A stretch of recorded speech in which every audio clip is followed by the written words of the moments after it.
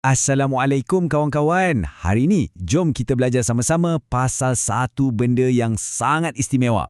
Ia adalah satu cara bersuci sebelum solat, terutamanya bila kita dalam keadaan yang tak dijangka. Jom kita kenali apa itu tayamum. Pernah tak kawan-kawan terfikir, alamak, dah masuk waktu solat tapi air pula tak ada? Ataupun mungkin kita tengah tak sihat dan doktor pesan, jangan bagi kena air tau. Macam mana tu agaknya? Mesti rasa risau sikit kan? Tapi, jangan risau sebab Allah kan Maha Penyayang.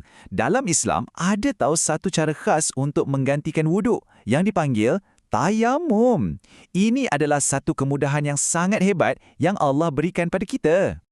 Okey, jom kita mulakan. Pertama sekali, kita kena faham dulu, apa tu tayamum sebenarnya? Apa maksud dia?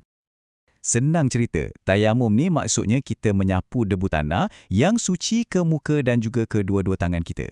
Kena ingat tau, bukan sebarang debu. Ia mestilah debu tanah yang bersih dan suci. Dan sama macam wuduk, kita kena buat dengan niat dan ikut syarat-syarat yang betul. Dan yang paling hebat, perkara ni disebut sendiri oleh Allah dalam Al-Quran tau. Ini menunjukkan yang tayamum ni penting sangat sebagai satu cara untuk kita pastikan kita tak tinggal solat walaupun dalam keadaan yang mungkin agak sukar. Sekarang, timbul pula soalan penting. Bila sebenarnya kita boleh buat tayamum ni? Kita tak boleh buat sesuka hati tau. Mesti ada sebab-sebab yang dibenarkan. Jom kita tengok apa dia sebab-sebabnya. Inilah antara sebab-sebabnya. Pertama, bila kita dah usaha cari air merata-rata tapi langsung tak jumpa. Kedua, air yang ada tu sikit sangat. Cukup-cukup untuk minum je. Ketiga, tempat nak ambil air tu jauh sangat. Keempat, kalau kita sakit dan tak boleh terkena air. Dan akhir sekali, kalau cuaca sejuk sangat-sangat sampai boleh membahayakan kesihatan kita. Macam yang kita boleh nampak dalam gambar ni kan, tak kiralah sama ada kita dalam perjalanan yang jauh ataupun ketika kita tak sihat, Islam sentiasa berikan kita jalan mudah untuk terus beribadah. Baiknya Allah kan? Okey, ini dia bahagian yang paling seronok. Sekarang, kita akan belajar langkah demi langkah cara nak bertayamum. Semua dah sedia? Jom! Tunggu sekejap. Sebelum kita mula, ada satu tips penting ni. Kalau ada pakai jam tangan ke, cincin ke atau gelang, pastikan kita tanggalkan dulu ya. Kita nak pastikan debu tu kena terus pada kulit kita. Tak ada apa-apa yang menghalang.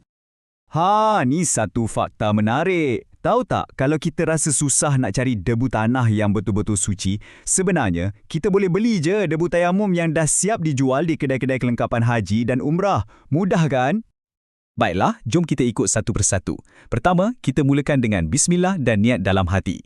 Kedua, tekapkan kedua-dua tapak tangan kita pada debu yang suci. Ketiga, nipiskan sikit debu tu dengan menepuk tangan perlahan-lahan. Lepas tu, sapu rata ke seluruh muka.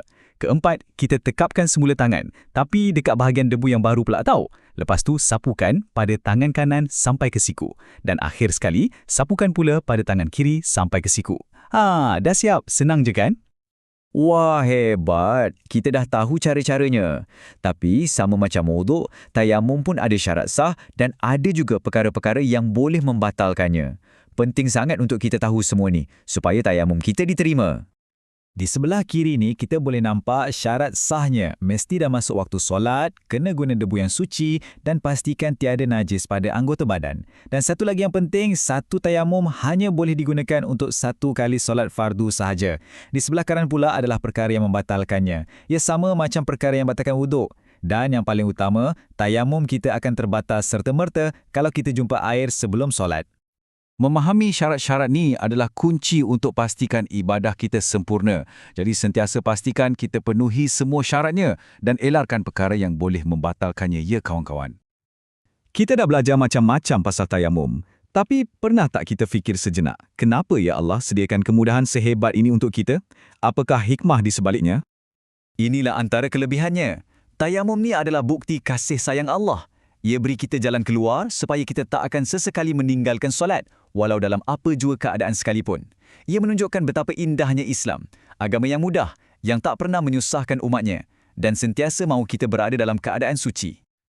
Subhanallah, hebat kan? Tayamum bukan sekadar pengganti wuduk, tapi ia adalah satu peringatan tentang rahmat dan kasih sayang Allah yang tiada batasnya. Jadi, jom kita sama-sama fikirkan. Selain nikmat tayamum ni, nikmat dan kemudahan apa lagi yang Allah berikan kepada kita yang patut kita syukuri hari ini? Jumpa lagi!